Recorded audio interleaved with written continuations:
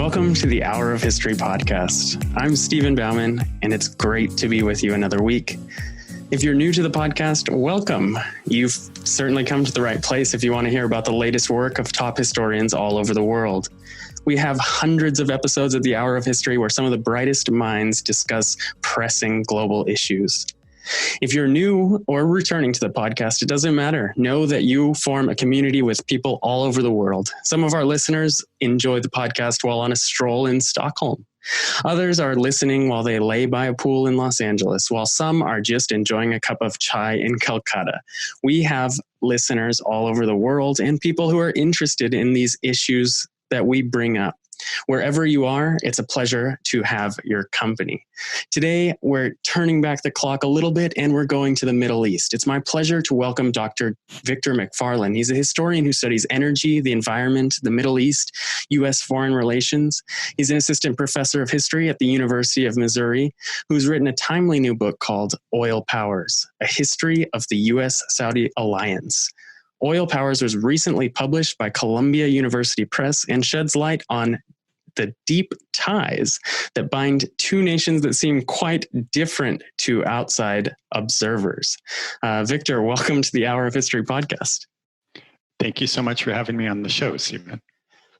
So first of all, it's really refreshing to read a book about Saudi Arabia. That alone doesn't seem too common. Maybe you can tell us a little bit about your background and what brought you to a political history and one that involves this fascinating country. Sure. I'd been interested in the Middle East for years before starting this project, actually since I was an undergraduate. Beginning with the Arabic language, I was just fascinated with it and fascinated with the look of the alphabet. So that was how my interest in the region started. But as for why Saudi Arabia specifically, which I started to look at once I got to grad school, one of the reasons you just pointed to, that there's not a lot of great scholarship by historians about Saudi Arabia. What has been written has tended to be in other fields like political science or anthropology. A lot of it is also by journalists. And at the time, I was starting to think about projects in grad school. This was towards the end of the George W. Bush years, and most of what was being written about Saudi Arabia was entirely focused on 9/11, as if the only important question in the history of U.S. Saudi relations or in the history of Saudi Arabia was, how did we get to Osama bin Laden? And I thought that there was a lot more to say, and there were other angles that needed to be explored. So that was one reason. Another was just a practical one, that the scholarship in U.S. foreign relations history is often driven by when U.S. government documents are being declassified. And at that time, we were just getting to the 1970s. There's often about a 35 to 40 year time frame in terms of when documents are opened up to the public. So there was a lot of exciting new stuff appearing. And then in Saudi Arabia itself, it was still very difficult to do research, but more open than the kingdom was before or since. That was during the period of King Abdullah, and the kingdom was a bit more hospitable to foreign researchers at that point, and a bit more open in some ways than it is under the current regime. So there were some interesting opportunities to do research then. And the last reason I'd give is that I got interested in the 1970s in particular, and the U.S. Saudi Alliance during that period, because I thought the oil crisis of the 70s was a lens onto one of the biggest questions of our time, which is dependence on fossil fuels, and how did we get on this path toward climate change? We're headed towards a future that is going to look like science fiction and is going to be disastrous in a lot of ways. And so I think there are very few questions more important than how did we get on this path, and what kind of world have fossil fuels made? And the U.S. Saudi Alliance was a pretty important part of the answer to those questions. Wow. I always so happy and pleased when I hear historians, the passion for a subject starts with language. And that was the first thing you said. And it's something, it's not too common. It's fairly common, but I worry that in the future there will be a little less of this. Why did you take Arabic? Well, like I mentioned, I thought the alphabet was just fascinating. I thought the script was beautiful, and I wanted to learn how to write it and understand it. It was a challenge. Arabic is not an easy language, and it was just so different from anything I'd ever had the chance to study before. My high school, like most American high schools, offered the usual set of languages: French and Spanish and Latin, which I took. But I'd never had any opportunity to study Arabic before. So part of it was just that it was new and difficult, but a lot of fun. And then it became a window into a part of the world that was in the news all the time at that point for political reasons, but only in a very narrow sense. I mean, the Middle East usually showed up in American news then, and this is still pretty true now, for discussions of conflict of different kinds. Oil, wars, terrorism.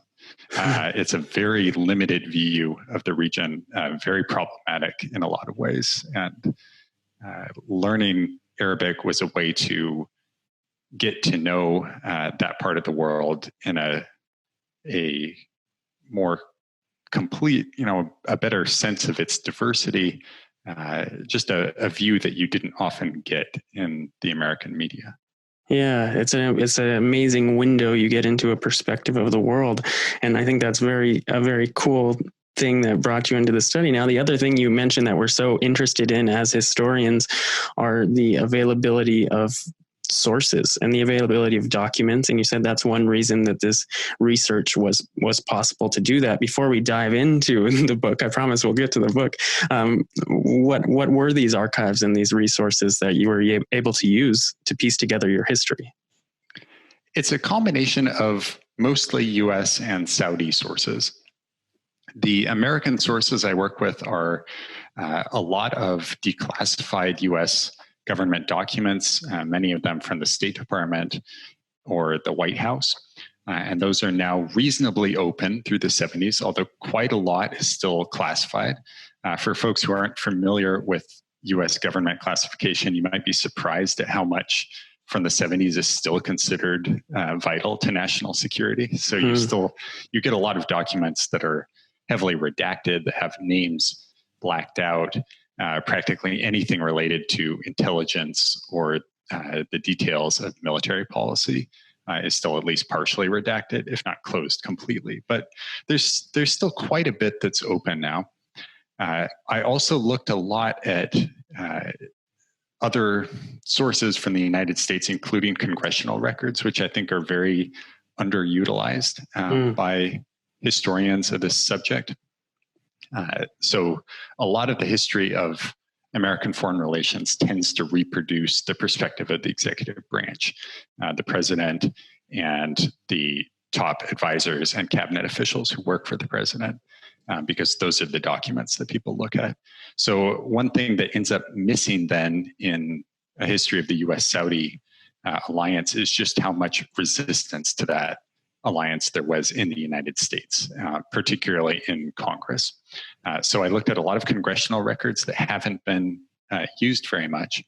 And then in Saudi Arabia, it's a different story. There are not internal government records that are open to the public, period, in Saudi Arabia. There are just a few exceptions to that. But as a general rule, anything like letters back and forth between high Saudi officials or internal records of meetings, anything like that is just not open to either Americans or Saudis outside the government.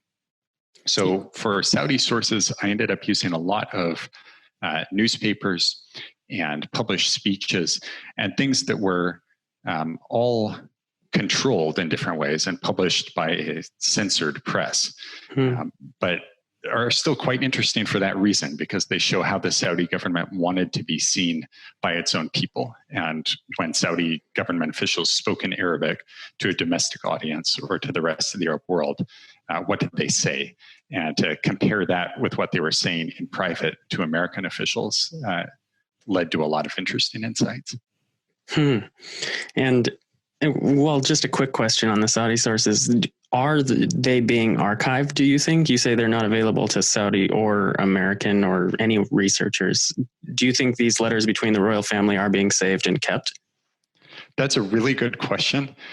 I asked that frequently when I was doing research in Saudi Arabia, and I think the answer really varies depending on the specific sources you're talking about. So I got to work in the libraries of the oil ministry and the planning ministry and some other places in Saudi Arabia, and I would ask people, I understand there are certain sources that are not available to me, but are they here or are they available to anyone?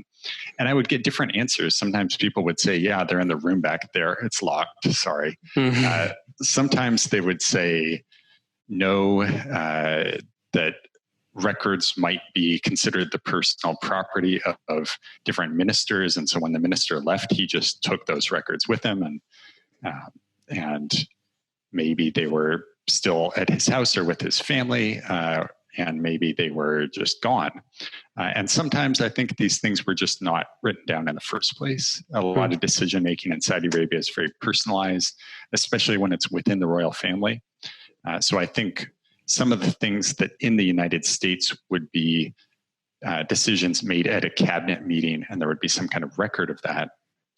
In Saudi Arabia, it might be a conversation between the prince, who is the defense secretary, and the prince who is the interior or defense minister, I should say, and the prince who's the interior minister, and the king, and they're all related to each other. During the period I talk about, they would all be half brothers or full brothers, and so it would just be much more informal than a similar decision in the United States, and maybe there would never be any minutes of that meeting in the first place. Yeah, so you're facing some double history, things that all good historians have to do in understanding the sources and what's not there, but you can see some of these blind spots. Now let's look at the title of the book, which, this is a good step for all historians, and something I'm always reminding students who sometimes skip over it. But I mean, it's a big title that comes right at you. It's a short title, just like the publishers love. Oil powers. What are those? And then I think some people might bristle a little bit at this U.S. Saudi Alliance. So both good questions. Let me tackle the alliance part first, because that's in some ways quicker to answer. You're right that just using the term alliance to describe the U.S. Saudi relationship is controversial. A lot of people, including many U.S. government officials and Saudi government officials, would deny that it's an alliance. And you often hear other terms used for it. So sometimes people talk about a special relationship between the United States and Saudi Arabia. Sometimes they talk about it as a partnership. And if you look at official US government documents, that's generally the language that you'll see. The reason for that is that there isn't a formal treaty between the United States and Saudi Arabia. So by comparison with, say, NATO allies, where the United States is obligated by treaty to come to their defense, there's nothing like that for Saudi Arabia. The reason I used alliance in the subtitle anyways, and the reason why I think this isn't just a relationship, I think it's an alliance, is that by any common sense definition, there's an alliance between the United States and Saudi Arabia. I think it is understood by everyone that the United States has extended guarantees of military protection to Saudi Arabia, even if those are unwritten or informal. That was proven especially during the Persian Gulf War in 1990 to 91, when the US launched a huge military deployment to protect Saudi Arabia. In many ways, the US has actually done more directly to protect Saudi Arabia than it has to protect some of its formal treaty allies.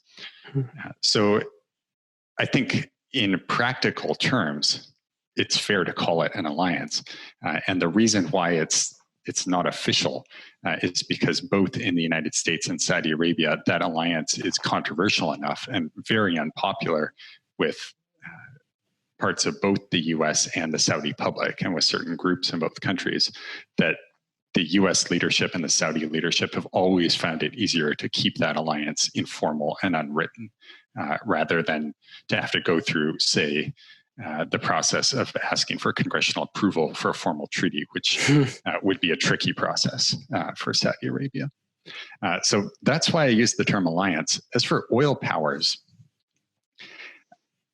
I'm doing a couple of things with that title. One is that oil powers plural refers to both the United States and Saudi Arabia. There's often a tendency by people in the US and elsewhere to think of Saudi Arabia as abnormal because it's a petro state and subject to the oil curse and so on and so forth. All these things we think we know about countries that produce oil. And I think it's easy to forget when you're looking at things through that lens that the United States is also an oil power. The foundations of American military power in the first half of the 20th century depended quite a bit on the fact that the US was far and away the world's biggest oil producer. During World War II, the US made more oil than all other countries in the world combined. And that played a large role in the Allied victory. And the memory of that period and how important oil was to American national power stayed with Americans and was part of why they were so shocked during the 1970s, during the oil crisis of that period when the US seemed to be losing that kind of power. So both the US and Saudi Arabia, I would argue, are oil powers, and that they're countries whose national power has historically depended in large part on the production of oil. The other thing that that title is doing is to get us to think about the question, what kinds of power does oil enable? And in Saudi Arabia, that's pretty obvious that oil funds the national budget and is the ultimate source of Saudi Arabia's military spending, and played a large role in getting the United States to extend its military protection over the Saudi regime.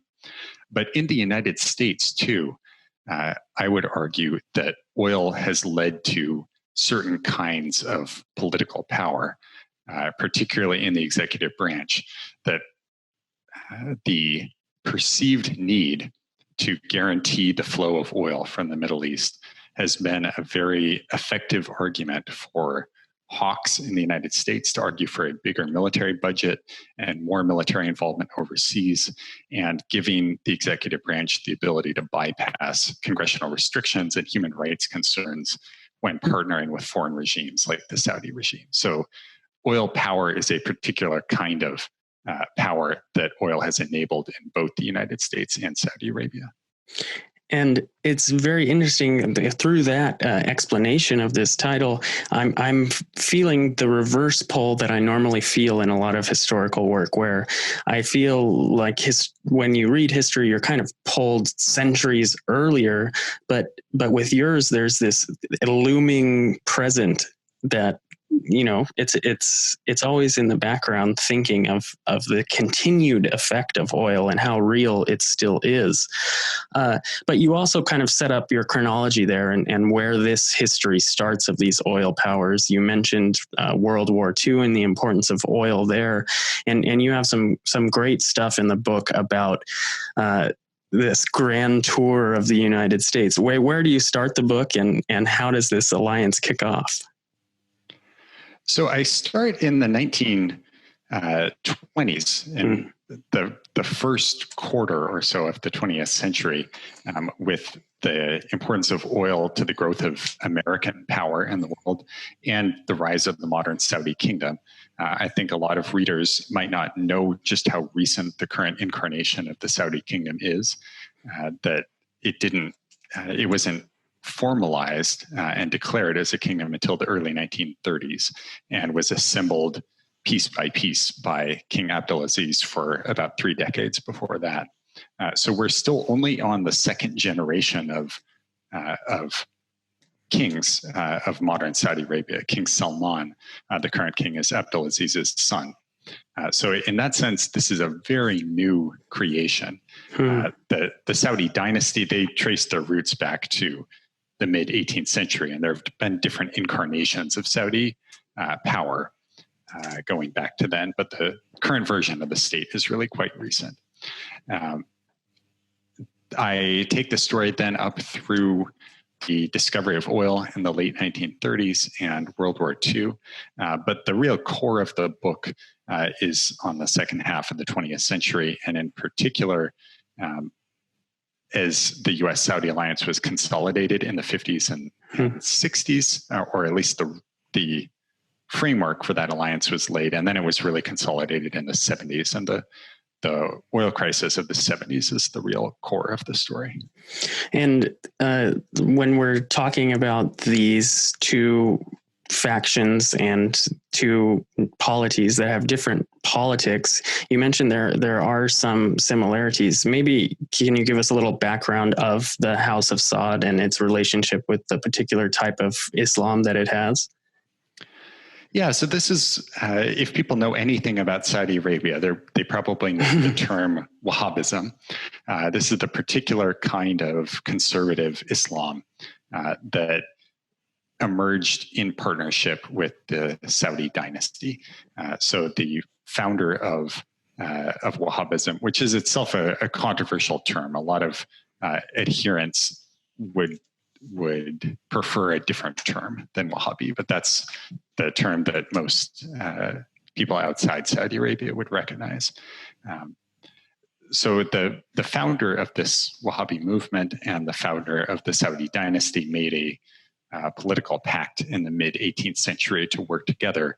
And those two families are still very important in Saudi Arabia as the royal family and the family that provides or has historically provided many of the top clerics in Saudi Arabia. But the dynasty went through a lot of ups and downs after that. They built a couple incarnations of a Saudi emirate or princedom, some kind of polity. It's probably not quite right to call it a state, but versions of that rose in the 18th century and the 19th century, and both collapsed. And as I mentioned, the current version of the Saudi state wasn't assembled until the early 20th century. And so despite that, and despite these differences, King Fahd says that it's only natural that Washington and Riyadh should be allies or should have a close relationship, you say, as the U.S. is the largest oil consumer and Saudi Arabia is the largest producer. Why does it take until the 70s for this to really kick off? Yeah, that's a good question. And the reason why I quote Prince Fahd saying that, for listeners who are unfamiliar with him, he was the Saudi crown prince and then the king for a number of years, king starting in the early 1980s. So Prince Fahd, at the time a prince in the 70s, said it's only natural for the US and Saudi Arabia to have a close relationship. The reason why I quoted that is because I think he's wrong, that he said this is something that just obviously grows out of the fact that the United States is the world's biggest oil consumer and Saudi Arabia is the world's biggest producer. It's not true. And you can think of lots of other countries that produce quite a lot of oil. If we were looking at that period of the 70s, the Soviet Union was a major oil exporter. Iraq was a major oil producer. Libya under Muammar al-Gaddafi was a major producer. The United States, you couldn't say, had good relations with those countries in general, or certainly not an alliance. And today, of course, Iran has a lot of oil. Under the Chavez regime, Venezuela had a lot of oil. Putin's Russia has a lot of oil, and yet you wouldn't call them allies of the United States. So just having oil doesn't guarantee a close relationship between the US and any country. And I think the real story behind the U.S. Saudi alliance is much more complicated. It has to do with the fact that people like Prince Fahd benefited personally from building a close alliance with the United States, and the Saudi regime benefited, and their American partners, a whole series of U.S. presidents and military officials and State Department officials and corporate leaders, a whole array of different people benefited from the U.S. Saudi Alliance. And so they built it. It was something that took a lot of political work to build, that was done in the face of quite a bit of resistance. And one of the ways they did that was by saying, this is only natural. Saudi Arabia has so much oil. We have to be friends with this country. We really have no choice. We can't ignore them. And so this wasn't something that we necessarily wanted. It just happened. And I think that's a very misleading framework, but it was one that a whole series of U.S. and Saudi officials quite successfully sold to certain audiences. And so, like you rightly point out, and especially anyone who's studied Latin America knows that there's large oil reserves in Venezuela and places that the U.S. could much more easily get to. Yet this Saudi-U.S. relationship continues to grow. Now, one of the things is, indeed, although the U.S. had many choices, the U.S. is still very reliant on oil. And what was the growth and reliance on oil in the United States? What was that caused by? What were people consuming? For a long time, the United States was a net oil exporter. The U.S. was the country where the modern oil industry began in the 1850s. And for a long time, the United States was far and away the biggest producer in the world. So in the book, I quote one U.S. diplomat who was bragging about the fact that the lamps in Mecca, in what would become Saudi Arabia in the late 19th century, were lit with oil from Pennsylvania. And this was true. Oil from Pennsylvania was exported all over the world. Standard Oil under Rockefeller was a big exporter. That changed by the late 1940s. That was the first time that the U.S. became a net importer. And the reasons, I think, are not hard to guess. Americans had more cars than basically anyone else in the world. They had bigger cars. They drove the cars further. They had larger houses that took more energy to heat. The United States had the world's biggest economy by far. And so a lot of oil was used for industrial uses and making plastics and you name it. So basically a very large economy and very high levels of personal energy consumption meant that the United States became a net importer. But the US was still making most of the oil that it needed at home. That continued for decades after the 40s. And to the extent that the US did import oil, it mostly came from other places in the Western Hemisphere, Venezuela and Canada in particular. So the US has actually never been the main market for Saudi oil. Most Saudi oil goes to Western Europe and East Asia. That was true during the Cold War, and it's true now. So it's a bit more complicated.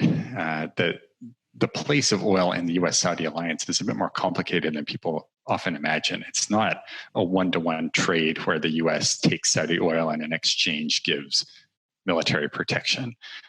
It's more that Saudi Arabia exports oil to a lot of countries around the world, including during the Cold War, U.S. allies in Europe and East Asia. So American officials thought there was a Cold War strategic reason for keeping that oil flowing to basically support the anti-communist American allies all over the world. But also some of the profits from that oil went to American companies. It was American companies that discovered oil in Saudi Arabia and produced most of that oil for decades until the Saudi industry was nationalized. And Saudi Arabia also built a close political relationship with the United States and an economic relationship that involves spending a lot of that oil revenue on American goods. So Well, oil ultimately, I think it's fair to say, is the main reason why U.S. policymakers became interested in Saudi Arabia and remained interested in Saudi Arabia. It's quite a bit more complicated than just Saudi Arabia ships its oil to the United States, because that's never really been true. Yeah, I'm glad you point out that it is obvious the reasons, the increase of U.S. hunger for oil, I guess you could say. But I'm thinking back, and not many books or not many classes really mention that. I'm sure we mentioned, okay, needs increase and the U.S. has to do a lot, but it seems that there's so much happening in U.S. foreign policy at one time that these things get rather tangled up. And like you say, there's multiple things that lead the Americans to this Saudi relationship. And one of them you mentioned seems to be a typical trait of monarchies, to be hesitant to work with communists. In fact, they'll actively weed out the communists and stop them at any cost. What did the Saudi Arabians offer Americans in terms of fighting communists in the Cold War? Yeah, that's a really important factor behind the U.S. Saudi Alliance during the Cold War. The Saudi regime was very strongly anti-communist. They often denounced communism as an atheist ideology, and so they tried to use Islam as a political weapon against communism, which was something that U.S. officials encouraged, most famously or most infamously in the case of the anti-Soviet insurgency in Afghanistan in the 70s and 80s, when both the US and Saudi Arabia cooperated, also with Pakistan, to support the Mujahideen insurgents with money and weapons and ideological support. But even setting that aside, Saudi government rhetoric was very strongly anti-communist throughout the Cold War, and Saudi Arabia subsidized anti-communist causes all over the greater Middle East. They sent billions of dollars of aid to non-communist governments in Egypt and Jordan and other places like that in order to shore up those countries against leftist threats. Actually, not just communism, but the Arab socialism of Gamal Abdel Nasser and really any other leftist ideology that the Saudi regime saw was a threat. So from the perspective of U.S. policymakers, that was a very good thing, and that did a lot to solidify the U.S. Saudi alliance. And that kind of leads us into this geopolitical situation as well. Saudi Arabia is one of the biggest countries in Western Asia by landmass, certainly. And there were some pan-Arab movements, and not to mention Israel in the middle of all of this. How could a U.S. Saudi alliance survive all the conflict in the Middle East in the 60s and 70s?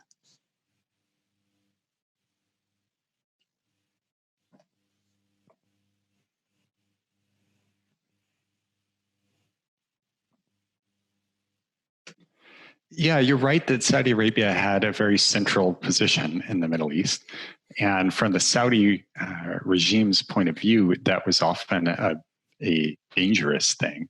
At least the way that they talked to US officials, they often talked about their fears of being encircled by Arab nationalists, by allies of the Soviet Union, later on by Iran and Iranian proxies. So today they would say similar things about Iran and the Houthi rebels in Yemen, and perhaps Iranian allied militias in Iraq and Syria.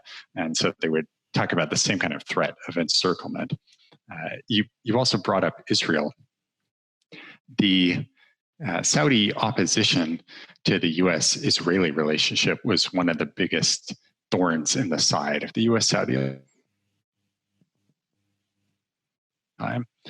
The Saudi government very vehemently in public spent decades complaining about the U.S.-Israeli relationship and saying that Israel was a threat to the whole Arab world and the whole Muslim world, and that U.S. support of Israel was making it impossible for Saudi Arabia to have a close relationship with the United States. And the most notable case where that disagreement had a very concrete impact on the U.S. Saudi relationship was in 1973, when Saudi Arabia helped lead an oil embargo against the United States in retaliation for U.S. Support for Israel in the October 1973 Arab-Israeli War.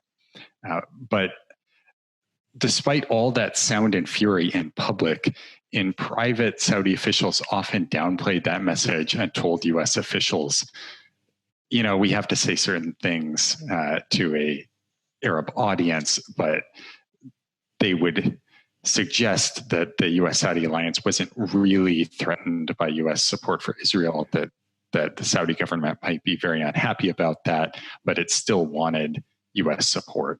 And so there was a certain amount of mixed messaging going on that made it easy for U.S. officials to dismiss Saudi concerns. And that was one reason why that embargo happened, that U.S. officials, many of them at least, didn't take Saudi warnings particularly seriously and said, we've heard all this before and Saudi officials will blow off steam in public, but we know that they're not really that serious about this whole thing. And that particular time, it turned out Saudi Arabia was serious about the embargo. But by and large, Saudi Arabia has chosen its alliance with the United States over solidarity with the Palestinians and with the more vehemently anti-Israeli and anti-Zionist parts of the Arab world. It seems, just thinking of the way this relationship or it is portrayed, that Americans tend to remember when they don't have gas and when gas costs too much, more than they remember when the time, they're driving across country on very inexpensive fuel. What was the situation, the perspective? Is that true? Has this relationship enabled Americans to consume oil at an even more reckless pace? Or are Americans right in being distrustful of this alliance? So by and large, I think, yes, the Saudi oil exports have absolutely made it easier for Americans and everyone else in the world to consume oil. Saudi Arabia has been the world's biggest oil exporter for a long time, not always the biggest producer, but consistently the biggest exporter. And there's no question, on average, that has reduced oil prices and led to cheaper gasoline and cheaper fuel in general for people all over the world, including Americans. There are a lot of other factors that go into the price of oil, but I think it's fair to say Saudi Arabia has made it lower for decades than it would have been otherwise. But you're right that it's much easier to focus on the periods when things broke down, in particular the 1970s when oil prices were very high, and especially between October 1973 and March 1974, when there was an Arab oil embargo that coincided with a period of extremely high oil prices. And a lot of Americans suffered from that, had to wait in long lines for gasoline. Those lines are still, I think, up there in the top handful of images that people would remember from the 70s. They'd remember a lot of bad fashion, and they'd remember disco and maybe Nixon leaving the White House and one or two other things. And they would remember these images of huge early 1970s cars waiting in long lines to fuel up. And as I mentioned, that was really an exception in the U.S. Saudi alliance. For the most part, Saudi leaders have been very eager to reassure the United States that they're doing their part to keep oil flowing. But that moment in the early 70s was an exception to that rule and did a lot to convince American leaders that Saudi oil exports were so important that the U.S. had to make sure that kind of disruption to oil supplies would never happen again. And building up the U.S. Saudi alliance was an important way to do that. And that is something I think that a lot of people are interested in, is this turn right and building up an alliance and making sure that that thing doesn't happen again and that the oil flows freely. And then you also have a war where the United States has a place to land because there's modern, airport and things like that built. Before we get to all that, there is a process of change that happens in Saudi Arabia. And I think you do a very good job in the book of describing some of the challenges that creates and the dissent inside of Saudi Arabia. How do people react to the changes that are brought on by the success of oil and to the chafing between this system that is fairly old and new modernization? Right. So oil brings a huge amount of new wealth to Saudi Arabia, but that wealth is very unevenly distributed.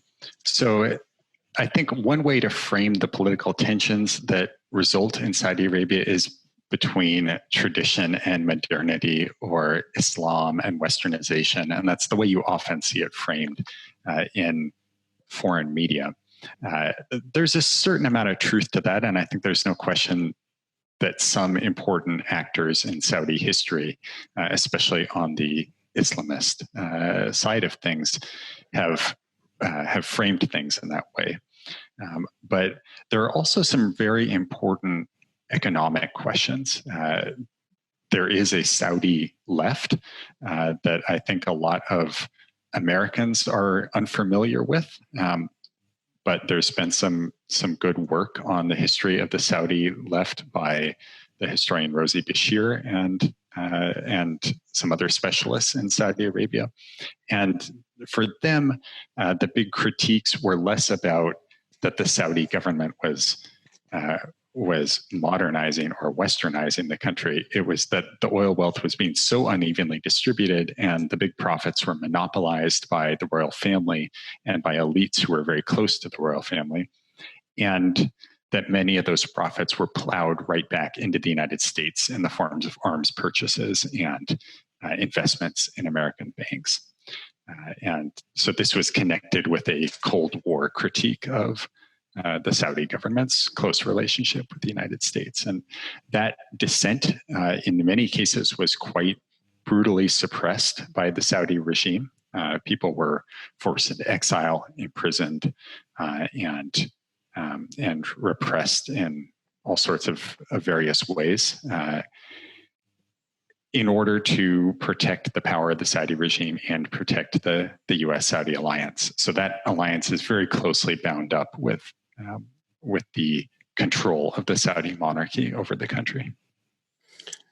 Now, as someone who's writing a two-country history of diplomatic relations, of foreign relations, how did you balance that with temptations to also fill in context with what's happening elsewhere and at the same time come to terms with how that affects the situation? So I'm thinking of like changes that are happening in Afghanistan with the Soviet Union invasion and the revolution in Iran. It seems like there's always something happening that wants to pull you out of Saudi Arabia.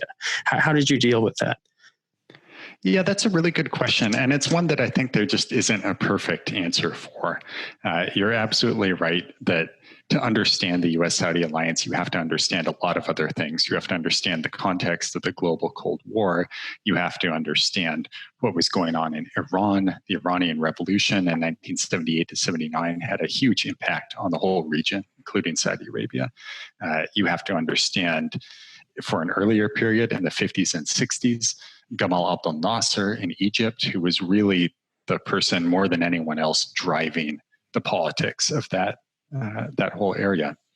So there's a lot of context that's important to know. You're right that it's very tempting to head off on side trips from the main narrative. And there's also a whole other set of stories that are within the United States and Saudi Arabia. So to to explain how did the United States become more dependent on imported oil, or why did the Saudi regime construct a certain kind of government in Saudi Arabia. Stories that are related to, but not necessarily directly part of the diplomatic relationship between the United States and Saudi Arabia. And what I chose to do was to focus pretty closely on these two countries, to say quite a bit about their diplomatic relationship and to say a fair amount about what was going on inside those countries, which is a part of the story that I think is often missing: the domestic dissent in both of these countries and the economic impact of high oil prices on both oil consumers and producers. The oil crisis of the 1970s in Saudi Arabia is remembered as the boom time. It's the oil boom when all of this new wealth poured into the country. So those are the stories I chose to tell. I didn't say very much about Iran, Egypt, Afghanistan, except insofar as it shaped the U.S. Saudi alliance. And that's a different choice from the choices that some other historians working on late 20th century international history have chosen. There are quite a few very impressive books out there that have a very large number of archives, and the authors worked in a lot of different languages, and they try to tell stories that are very, very global. And I admire that kind of work. I think that there are some stories that's suited to, but I chose to tell a more focused story, really zeroing in on these two countries here so that we could look at both of them in more detail than if they were two entries in a much larger story where you were telling, say, the global history of oil in the 1970s, which would also be a very interesting book, but is a different book from the one I chose to write. Yeah. And it seems like you are onto something here, and you're offering a depth that a lot of the global histories, which have been very much in fashion in the last 10 years, and transnational history and things like that, might miss, is a depth of that. So I think that's very cool. Do you find that to be the direction you're continuing to head, or are you abandoning this and then you're going to do a global history? Yeah, I think, like other folks who finished their first book, I have a lot of ideas that I'd like to explore next. The project that I want to do immediately after this one, and that I've started working on, is really quite a change of pace. It's entirely U.S. focused, and looking at a now quite obscure program by the U.S. Atomic Energy Commission in the 1960s and early 70s to frack for natural gas using nuclear explosives rather than using high pressure fluid, which for very good reasons was abandoned. And they did not end up using it on a large scale, but wanted to use it on a huge scale. And I'd run across those experiments when I was researching the energy crisis, and thought, this is a story that I want to know more about. And after that, I'd like to get back to the Middle East. And I think that there's more to say about Saudi Arabia and the U.S. Saudi Alliance, including what's happening right now. We're certainly in a period of change in Saudi Arabia, as Mohammed bin Salman has brought a very different tone to Saudi government, and has brought both some reforms that many Saudis and outsiders had been clamoring for a long time, like allowing women to drive is one of the most notable examples, but has also brought an even tighter repression of domestic dissent in Saudi Arabia. And probably most infamously, his agents murdered Jamal Khashoggi, the Saudi American journalist. So I think where the U.S. Saudi relationship goes from here is going to be a very interesting question that will depend in part on who wins the presidential election this fall. But there's a lot more to say about that.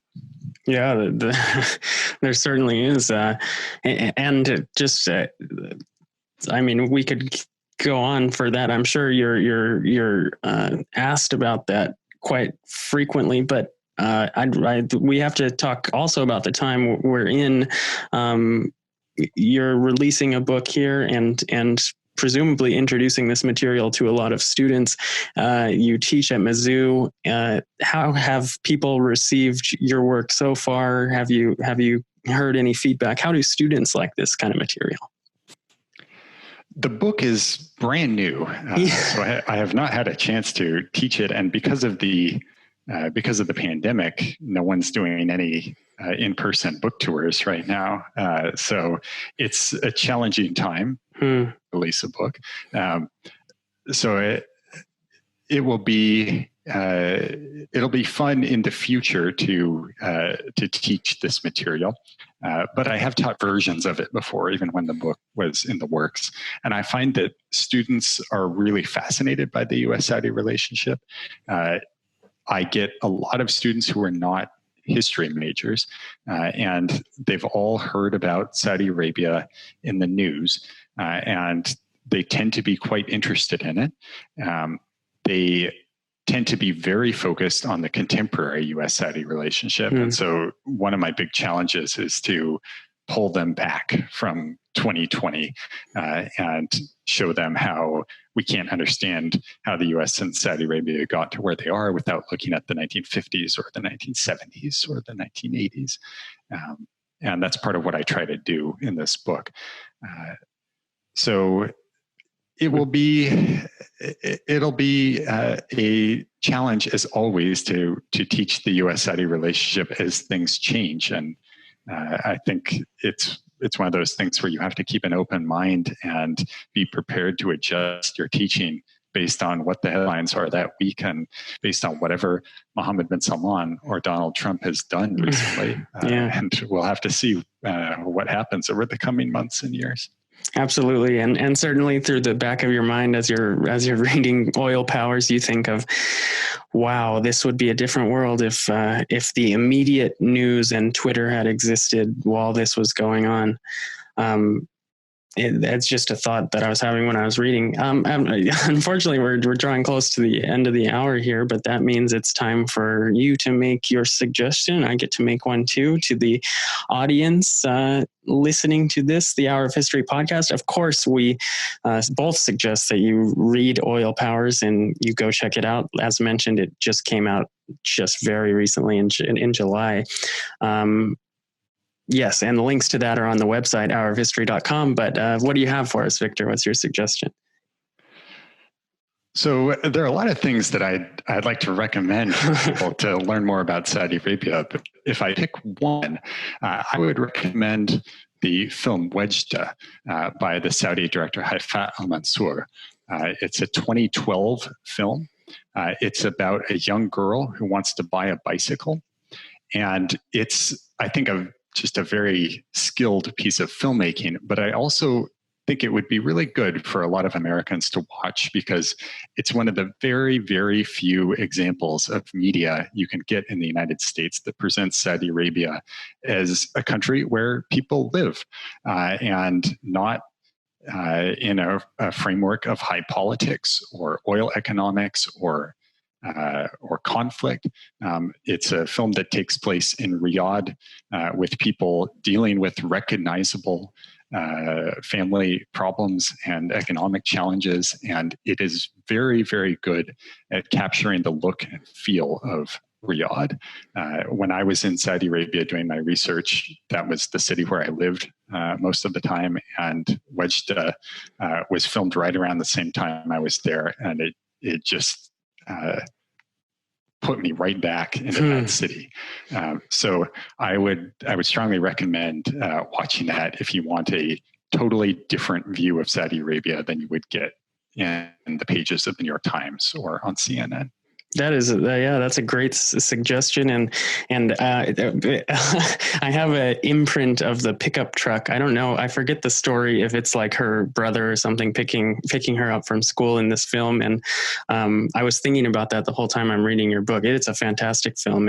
And one thing that film also gave me was an appreciation for Arabic. I'd never heard it spoken so fluently, and it really changes your opinion on I don't know, it's portrayed always in such short clips, it seems, on American media, that you can't really appreciate the beauty of it.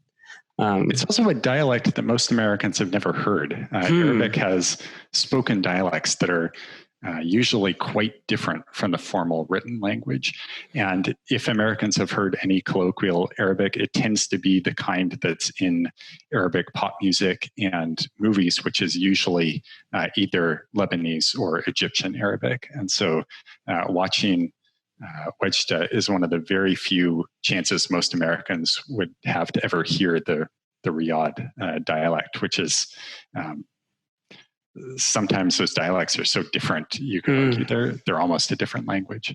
Very cool. Yeah, my suggestion, this is actually the first time I've suggested something which is not a recommended thing to do, but I'm suggesting to people something that I've never done, because I read in your book, it has a lot of good references to various cultural things that are happening through the 60s and 70s. And you mentioned this book, The Cities of Salt. And I looked that up, obviously, and it just looks fascinating. And so I've added that to my reading list, and I'm going to double and recommend it to everyone as well before I read it. Maybe you could, Cities of Salt, what makes that worth reading? Yeah, Cities of Salt is a book by a Saudi exile, Abdurrahman Munif, who was an oil economist, but also a novelist. And Cities of Salt is a description of a fictionalized version of the discovery of oil in Saudi Arabia, where the country is not named as Saudi Arabia. It's an invented country in the Persian Gulf region, but it's clearly based on Saudi Arabia. And the characters are often one-to-one stand-ins for figures from Saudi history. So that book is about the arrival of American oil engineers and the shock of the inhabitants of this region as they see their date palm groves plowed under and their village transformed by the rise of the oil wells and all of this machinery that the Americans bring, and then the impact of oil wealth. It's part of a series. It's one of several books, and in Arabic, Cities of Salt is the title of the whole series. So I would actually recommend also reading the other books. Some of the other ones are a bit shorter than Cities of Salt. They all take place in different periods in Saudi history and show really quite a critical view of the rise of the Saudi regime hand in hand with American and British imperial power. So I agree with your recommendation. If you want a good novelistic view of Saudi history, Munif is the place to start. That's great. So two nice artistic suggestions to accompany a reading of oil powers. I think people are going to understand Saudi Arabia and hopefully the U.S. relationship as well. Is there anything you'd like to add before we sign off here? No, just thank you so much for having me on your show. It was great talking with you. Yeah, thank you so much. And I think it's a fascinating book that people hopefully you'll hear enjoy, because we are living in strange times, but books are still coming out. Historians are still doing podcasts all over the place. They're promoting books and they're writing great books. So hopefully it gets the reception that it deserves. So the book is Oil Powers: A History of the U.S. Saudi Alliance from Columbia University Press. And thanks so much for joining us, Victor. Thank you, Stephen. On Hour of History, it's our world, anytime, any place. So long.